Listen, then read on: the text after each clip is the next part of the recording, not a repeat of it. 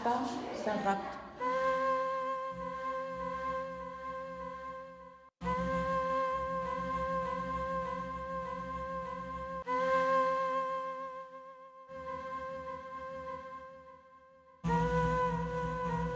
Ashpa a été effectivement mon maître à peindre il y a plus de 25 ans maintenant. Et nous nous retrouvons des années après dans cette expo. En fait, l'histoire d'Ashpa, c'est un peu l'histoire de Milos Forman et de Volodsudanit Coucou. On sait que Milos Forman a voulu absolument faire ce film parce qu'il dit « mais c'est ma vie, c'est ce que j'ai vécu en Tchécoslovaquie communiste où j'étais complètement enfermé comme un prisonnier et j'ai failli devenir fou ». Et Ashpa, il a fait un peu le même parcours puisqu'il a quitté la Tchécoslovaquie pour venir à Paris. Et là, plutôt que d'affronter la folie, il l'a un peu recréé, affronté en peinture, au risque de se perdre. Et c'est vrai qu'aujourd'hui, on peut dire qu'il lui est arrivé un petit peu ce qui est arrivé à Jack Nicholson, c'est à force d'affronter la peinture, d'affronter le mal, d'affronter la nuit, aller, ces dégringolés du paradis qui sont épouvantablement proscrits dans cette noirceur, dans cette ombre et dans cette angoisse du sexe, de la naissance, de la procréation, de la mort, il a fini par devenir pris comme une camisole de force. Et d'ailleurs, ces tableaux, ils se représentent en camisole de force, c'est tout à fait incroyable. Des années avant, 20 ans, 25 ans avant. Absolument. Mais c'est Volodsudanit Coucou. Oui, ben c'est exactement ça. Oui. Tu sais que moi, quand j'étais son élève, j'ai vu ses peintures. J'étais à cette époque, j'ai été son élève de 88 à 94, donc on ne s'est pas connus à la même époque qu'on a connu Ashpa. On devait de toute façon se rencontrer. On s'est croisés sûrement à cette époque, mais on s'est connus qu'en 2000 avec Arsena. Ce qui est fou, c'est que de toute façon, on devait se rencontrer. Pour moi, c'est évident, parce qu'on a été très proches, mais sans le savoir. Sans le savoir, voilà, parce que j'étais son élève, et puis en plus, sur ce carton, il ne tenait pas tant que je sois dans cette expo, mais ce que je peux bien comprendre, parce qu'à Guéry, à l'époque, j'étais vraiment Oui, là, tu parles de l'exposition que vous aviez fait ensemble en 91. Oui, c'est ça. Donc tu m'as retrouvé le carton parce que j'avais oublié, c'est génial. Mais moi aussi, j'avais oublié. Simplement, il avait fait son visage comme un Christ, quoi, comme une espèce de suaire sortant de la nuit presque cadavérique. Mais ce qui est fascinant chez Ashpa, c'est à la fois cette noirceur où il expérimente beaucoup de choses. Quand même, c'est aussi un expérimentateur, les empreintes, les corps coupés. On voit bien toute son éducation viennoise, avec Egon Schiele, Klimt, mais aussi Kupka, qu'on a tendance à un peu oublier, et qui est un Tchèque aussi, et qui a été poussé très très loin à la figuration. Il fait l'idole noire, le sacrifice, etc. Après, il va passer à l'abstraction, mais sa période figurative, et moi j'ai l'impression que Ashpa continuait la période figurative de Kupka. Tout ça pour dire que le caractère étonnant, c'est que ça ne l'empêchait pas d'être un magnifique professeur. Ah oui, c'est exactement ça à quoi j'ai pensé en retrouvant des élèves avec qui j'étais. Il avait cette peinture très puissante et c'était un pédagogue formidable, puisque, comme c'est toi, je crois, ou Christian qui me l'a fait remarquer, il y a plusieurs artistes, pas seulement moi, qui ont fait une carrière de peintre. J'en connais plusieurs. Voilà, c'est ça. Donc, toujours des femmes d'ailleurs. Oui, et donc il a été, ce qui est vraiment la preuve d'une grande pédagogie. Exactement. Et il a laissé quand même les gens avoir leur, enfin les peintres à venir, avoir leur écriture. Bien entendu, puisque ton écriture n'est pas la sienne. Toi, tu es parti vers quelque chose de beaucoup plus positif, de beaucoup plus solaire, même si là, dans l'exposition, et ça en fait tout son intérêt, il y a aussi un côté plus dramatique chez toi, notamment dans les noirs. Parce qu'a priori, on pourrait dire que Ashpa est le peintre du noir et toi plutôt de la couleur. Et là, en fait, le parti pris de l'exposition est totalement inverse, ce qui est très audacieux, mais très révélateur aussi. C'est la couleur chez Ashpa, parce qu'il y en a aussi. Une couleur un peu dramatique, mais quand même qui peut être très très forte.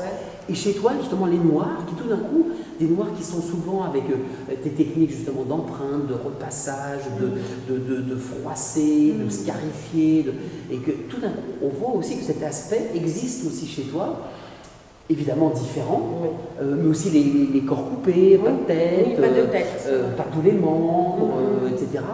Donc c'est tout le mystère du corps et son infinie profondeur et toutes les questions que cela pose, justement sur l'existence du mal et qu'est-ce qu'on peut en faire et jusqu'où on peut aller à travers le corps, puisque c'est notre seule façon de connaître l'existence. Ah oui, ça tu les as vus en train de les créer. Oui, mais moi aussi je les ai vus. 89. Moi aussi je les ai vus dans l'atelier, absolument. Et en lien avec mes derniers noirs de femmes que tu viens d'évoquer tout à l'heure, qui sont les scarifiés.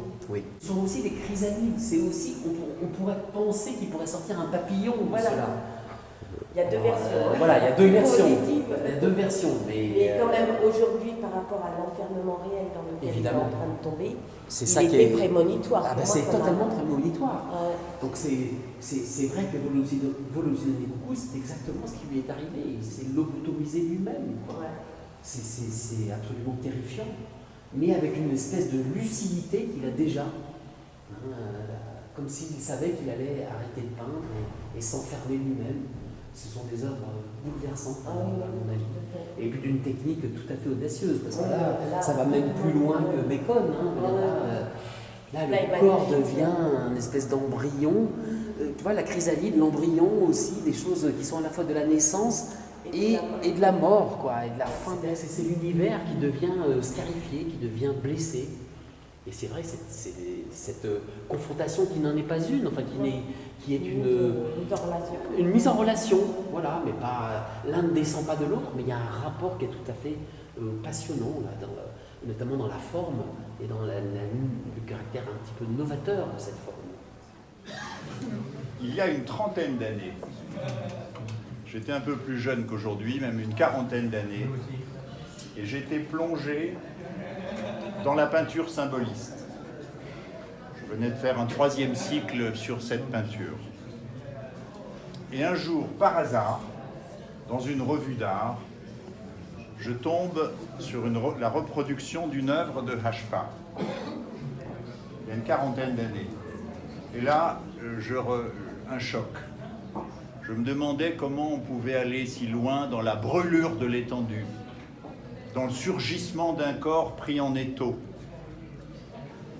Je me demandais comment on pouvait faire pour qu'un corps parte du dedans le plus profond pour venir surgir, exploser, éclater à la surface de la toile. Et puis je me suis lancé petit à petit dans l'aventure de l'expressionnisme. Et le temps a passé. J'ai perdu de vue Hashpa. J'ai cherché à le retrouver, à le rencontrer. Ça n'a pas fonctionné. Et un jour, il y a une dizaine d'années, je fais la connaissance de Sophie Saint-Rapt. J'écris pour elle, préface de livre d'artiste. Et quasiment par hasard, on parle de Hashpa, qu'elle connaissait puisqu'elle avait été son élève. Et donc, cette rencontre, ce texte, ce livre est lié à cette histoire que je viens rapidement de vous rencontrer. Hashpa est présent dans le hors-série qui vient de paraître, c'est un peu le hasard, hors-série sur l'expressionnisme. Il a une reproduction, il a une belle place dans ce hors-série, bien qu'il ait pris ses distances avec la création médiatisée. Et probablement qu'aujourd'hui, c'est un retour sur l'avant-scène. Hashpa est un des plus terribles créateurs de l'expressionnisme depuis une quarantaine d'années. Dire qu'il brûle l'étendue, ce n'est rien de le dire. Il utilise de manière extrêmement dure, implacable, le rouge et le noir.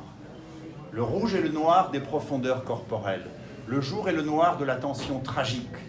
Dualisme qui a succédé à la trilogie douce, harmonieuse du sacré, du bleu, du doré, du rouge, et cette tension extrême qu'il donne à voir, et qu'il donne à voir des corps terribles de dureté, terribles de présence, avec une proximité avec le spectateur qui ne laisse aucune place à aucune distance de pudeur, aucune distance de sécurité.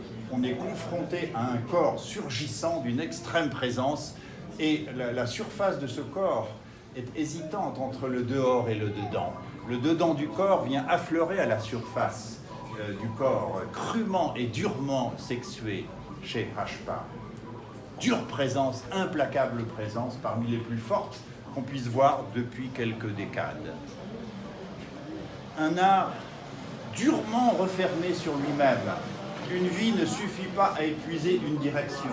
Ashpa est quelqu'un qui emprunte une voie et qui va jusqu'au bout et qui transgresse les limites. Au contraire, quand on passe chez son ancienne élève, Sophie Saint-Rapt, on voyage dans tous les dehors du corps, d'un corps univers, d'un corps universel, comme si Sophie Saint-Rapt, tout à fait capable dans son registre esthétique extrêmement ouvert, du trait à la tache, au pigment, elle explore les différentes possibilités de donner à voir un corps univers qui embrasse toutes les énergies, toutes les forces de l'univers.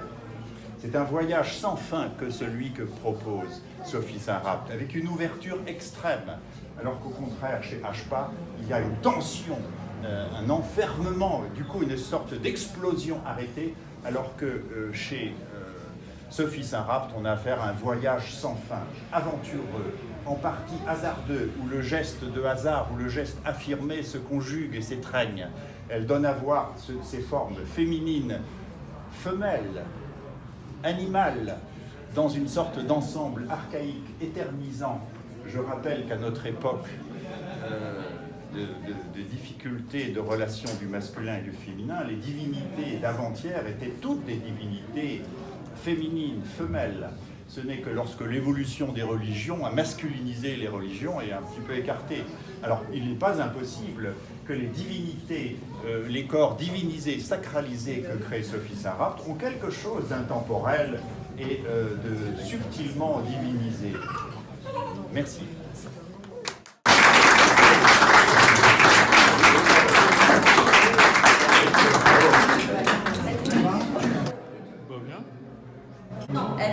Elle a prévu de la bière, c'est ça? Voilà. Elle c'est pas la bière, vino. Tu auras ce qu'on te donnera.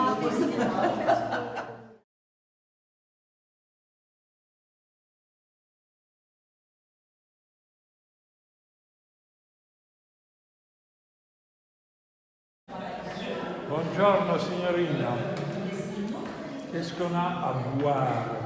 À boire, on les a pas remontés tout en bas, mais il y a pas mal de jus de fruits.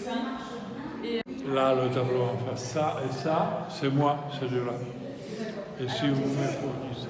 Le fait qu'il y ait deux, le professeur et l'élève, est-ce qu'on sent une différence? Est-ce qu'on sent l'influence? Est-ce que tu vois cette influence? Moi, je la vois. Écoute, moi je pense qu'il y a des sujets partagés, mais je pense que dans la forme, il y a Ashpa qui est un dessinateur au sens classique. Vraiment, ça a été un virtuose. Dans les années 80, c'était... et Sophie qui est beaucoup plus dans l'instinct et dans le rêve et qui n'a pas le souci de l'anatomie. Donc pour moi, c'est deux mondes complètement différents. Moi, je vois pas...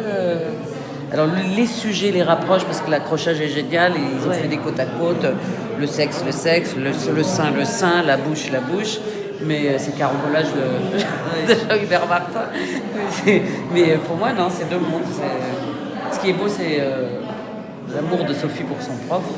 Et c'est la continuation aussi, parce que je trouve que Sophie, elle est très libre dans la façon dont elle interprète quand même ce que son prof lui a montré. C'est son prof qui lui a montré finalement qu'il peut y avoir peut-être une liberté au niveau du corps. C'est-à-dire il y a un tableau où on voit deux femmes sortir l'une de l'autre comme ça de Ashpa.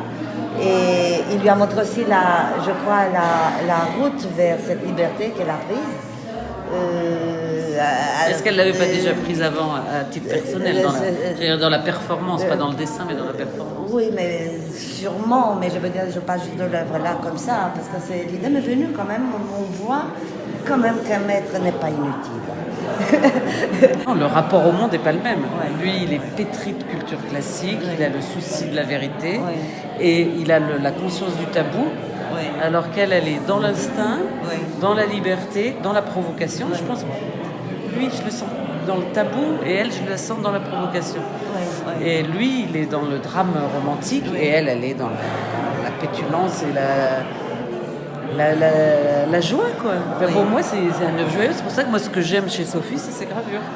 Parce qu'avec Passinic, il y a eu une rencontre qui a fait qu'elle a pu faire des choses instinctives. Et c'est joyeux, quoi. Et moi, j'aime la joie chez Sophie. Et Ashpa, c'est le drame. Oui, c'est un hymne à la personne humaine. Pas seulement le corps, mais aussi les visages. Et c'est extraordinaire de voir comment, au cours des siècles, toutes les peintures ont traité de ce thème éternel.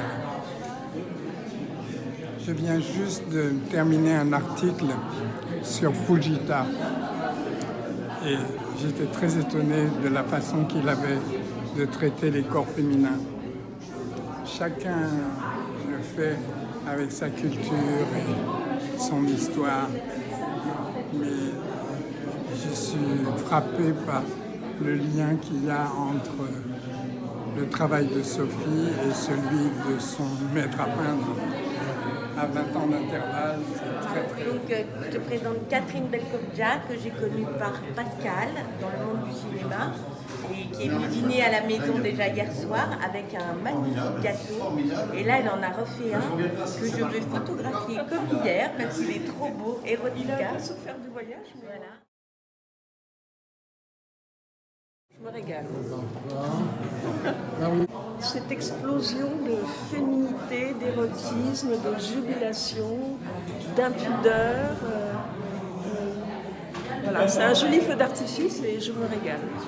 Alors, la diagonale du foutre, c'est un jeu avec un visiteur qui est passé hier, à qui j'ai dit ne t'approche pas trop de ce tableau bleu que tu as là-bas sur ta droite. Tu pourrais te prendre une giclure. Et évidemment, on s'amuse de dire que ça fait une belle diagonale avec celui-ci, plein de ses dégoulinures, et il me dit c'est une belle diagonale du fou, et évidemment il me tendait une perche quand même que j'ai saisie forcément en disant c'est donc la diagonale du foutre. Voilà, donc ici on est dans le cabinet érotique de l'expo Ashpa Saint-Rapt, qui ont en commun l'expressionnisme et l'érotisme. J'adore par exemple, ça a été la petite cerise sur le gâteau, cette colonne qu'elle a montée avec les livres, avec les assiettes, c'est très précieux, etc. On s'est régalé, on a dû monter tout ça très vite et on travaille vraiment très bien ensemble. Oui, c'est vrai.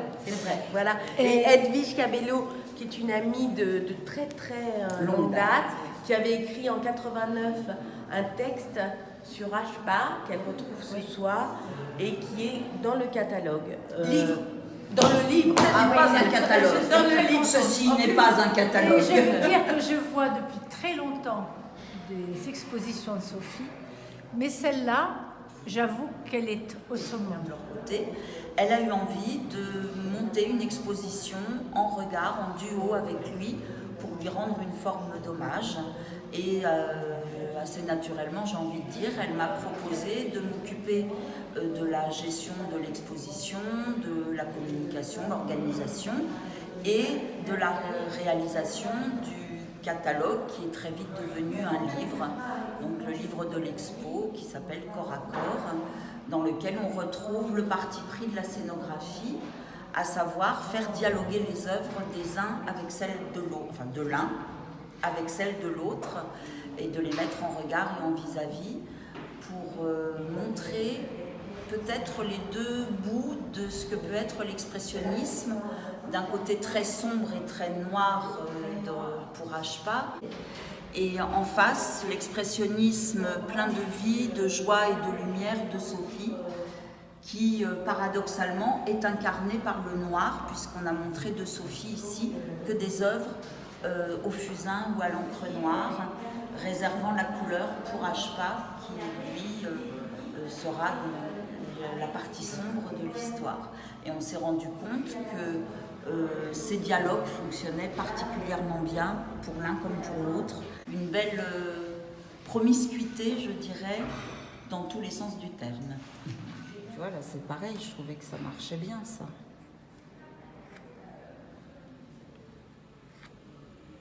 Mais on n'a pas tout accroché, bien sûr. En fait, ça avait commencé avec ces deux-là, tu vois. Quand j'ai fait le carton, je l'ai fait il y a longtemps. Par moments, dans le plus grand silence, j'entends comme un bruit sourd, à peine discernable.